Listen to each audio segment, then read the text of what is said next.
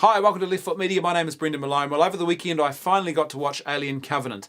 Now, this was a movie that I was going to watch when it first came out at the cinemas, but based on the reviews I read and what some friends had told me, they said just don't waste your time, and I'm glad I didn't. I would have been really frustrated if I'd spent more money going to see this at a cinema instead of waiting for the home rental release. If I could sum up this movie in a couple of sentences, I would basically say that there's one or two really good action set pieces, but there's just no substantial setup, or the setup around it is totally lacking. And I think this is the worst Alien film in the entire franchise. In fact, it's not even really an Alien film again. You could have had anything. It didn't need to be an alien in this movie.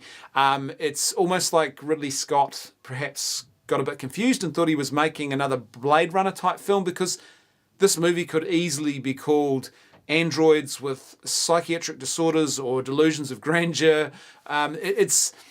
It's a movie that's about ideas that really belonged in Prometheus. Now, the thing about Prometheus was I actually thought Prometheus was a better film. Yeah, it definitely has its issues.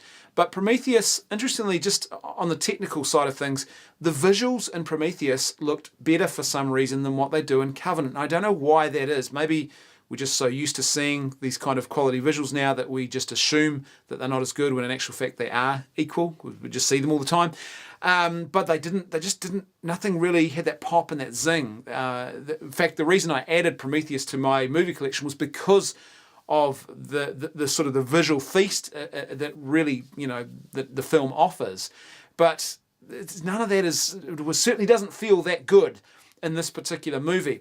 The thing about Prometheus was that Prometheus was trying to do something original with the Alien franchise. It wasn't just going to be another carbon copy of previous films. It was trying to do something with a bit more depth, to sort of expand the franchise a bit, to do something unique, to reboot things. And you got to give them credit for trying that, even though it didn't come off.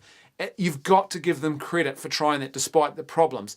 This film, however, it feels like they've taken those same concepts that were in Prometheus and they've just tried to rehash them again in a really inferior way. In fact, the whole thing about the android David questioning his existence and his place in the world and the delusions of grandeur and everything else, to me, that was an idea that felt like it belonged in Prometheus. And perhaps that's originally where it came from, but it just ended up on the cutting room floor because they said, we don't have enough time to make this movie any longer, so just drop that whole storyline.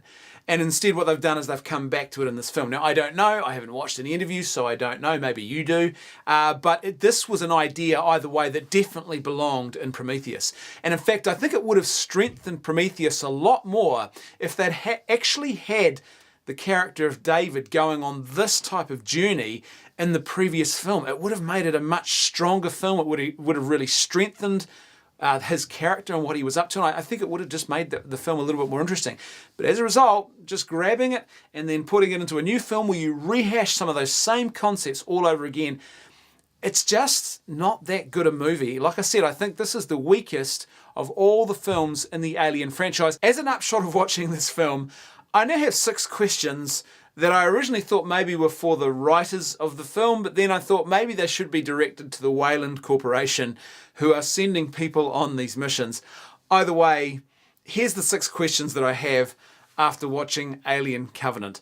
Firstly, number 1, why do you send married couples to crew these missions where in situations where they're actually going to be so intimately involved and are in such, I guess, important and senior roles and working so closely together? We've known for a long time now that employees or managers or whoever in a corporation or an organization who are intimately involved, there's all sorts of risks and problems with that. And so you would think that on a mission of this nature, which is so critical and important, that a corporation wouldn't be taking such risks. So why, oh why, are you crewing and putting them so closely together and so intimately involved with each other in the running of a mission, married couples? Number 2, do you have a no helmets rule for interplanetary exploration, particularly in new environments? Now, why in Alien Covenant, again, are we seeing crews who land on an alien planet not wearing helmets? and using rebreather apparatus of some kind. Now I get it, oh look, the atmosphere of the planet was breathable. That's not the point. As everyone has pointed out from Prometheus, the whole point is about contamination. You don't know what kind of pathogens, what kind of spores, what kind of pollens, what kind of other creatures are on this planet that are actually going to pose a risk to you. So therefore, it's a quarantine issue. It's not about whether or not you can breathe the atmosphere or not. Now, I get it. You're trying to get a spore, a pollen, a pathogen inside the human system to make the plot of this movie work, but there's ways you can do that, right? Even with people in helmets. We've seen this done before.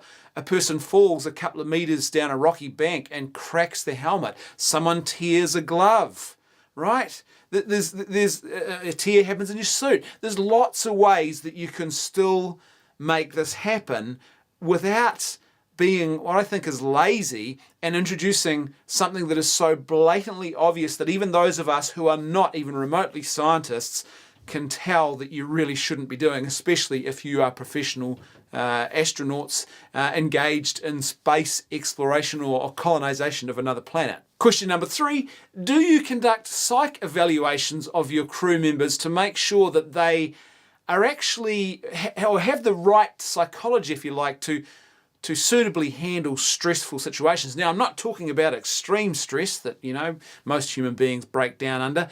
I'm just talking about pretty basic sort of stressful situations that are likely, or certainly high probability, to crop up on a colonization mission, because it seemed in this film that you're not really doing that, and you've put people onto these missions who clearly aren't psychiatrically up to the task of handling even basic stress like a crew member falling sick all of a sudden. Question number 4, why do you only have one detachable shuttle on such a massive ship, and on a ship which is engaged in a critically important colonization mission? Wouldn't it kind of make sense for there to be more than one shuttle, even just 2, to have some basic redundancy built into this mission? Because it just seems to me that there's a pretty high likelihood with space travel that something could break down, or something could hit an asteroid, or something could just stop working. And if you're engaged in colonization, it would kind of seem that it would be really handy to actually have another shuttle to be able to use in these types of scenarios. So why is there only one shuttle? Question number 5, why is your spaceship not locked onto a trajectory that cannot be changed so easily by the crew, barring perhaps, say, some sort of major catastrophe or emergency? Why were they able to completely reroute that mission based on nothing more than a transmission that they received? It seems really strange to me that they were able to do that. You would think that on a mission like this, which has a very clear trajectory, we are sending people to colonize another world, that they wouldn't just be able to deviate at that, from that on a whim, particularly when you think about the fact that in space it's quite possible that people could get cabin fever and do crazy things like trying to deviate a mission to a planet where they shouldn't be going. It just sort of seems strange to me that they were able to do that so easily. And you'd also think with space travel that there'd be a lot of risk in diverting into uncharted territory. You just don't know what's out there that's potentially going to hit or damage the ship. So why are crews so easily able to change trajectory? Question number 6, do you evaluate your crew, particularly your senior crew, to make sure that they are actually able to think, analyze, and make prudent decisions when they are faced with just basic scenarios that are, I guess, part of the human experience, for want of a better term? Like, for example, if you've got a senior crew member who is engaged in conversation with an android who clearly has proven himself to be a great danger and to be dubious and untrustworthy at best, why would that senior crew member then follow the instructions of that android when he says, hey, come and have a look at this bizarre alien-looking pod, and actually stick your face right over it while you're there? It just seems like that's a complete failure of basic, prudent, and good management and leadership decision making. So do you evaluate your crew for that kind of thing, or do you just put anyone who's willing to volunteer on the crew, particularly in senior positions of leadership? And lastly, even though I promised that there was only 6 questions, in actual fact, I've thought of a 7th. Why are vitally important shipboard alarms incapable of overriding music players in the crew quarters? Like, why is the ship, with all of its amazing technology, not capable of shutting down a music player so that a ship alarm can intrude and warn the crew of really important dangers? Or at the very least, even if they've plugged in an accessory device that the ship perhaps can't directly control, which again would just be a matter of like shutting off all power outlets except for the warning siren speakers. But let's say it can't do that and it's something they've plugged in. Why don't the alarm systems at least operate at a decibel and a pitch that just cuts above all other noise? We already have that technology and we already use it today in all sorts of scenarios. So why, oh why, would that not be the case in a starship with all of this amazing technology on board in the future? I guess the point of these questions, yes, I am being a little bit facetious, you get it, but the point of these questions is to highlight how much ex machina there is going on and how much lazy writing there was in Alien Covenant. All in all, a frustrating experience, because here's the thing. This weekend, I also rented and watched Life. And Life is actually, ironically, a far better Alien movie than Alien Covenant was.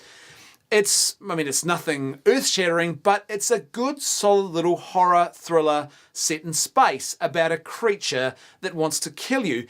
And it works. It sort of ticks all the right boxes to make this premise work. So I don't understand why they couldn't get the premise right with Alien, which is the movie, the franchise which really kicked off and took this whole premise to that whole next level. It just seems like the premise, or not the premise, but perhaps the franchise of Alien is now starting to go downhill very rapidly and is dying as a result. Maybe it's time to stop and reevaluate and perhaps maybe let Neil Blomkamp have a crack at the next movie. Thanks for watching. I'll see you next time on Left Foot Media.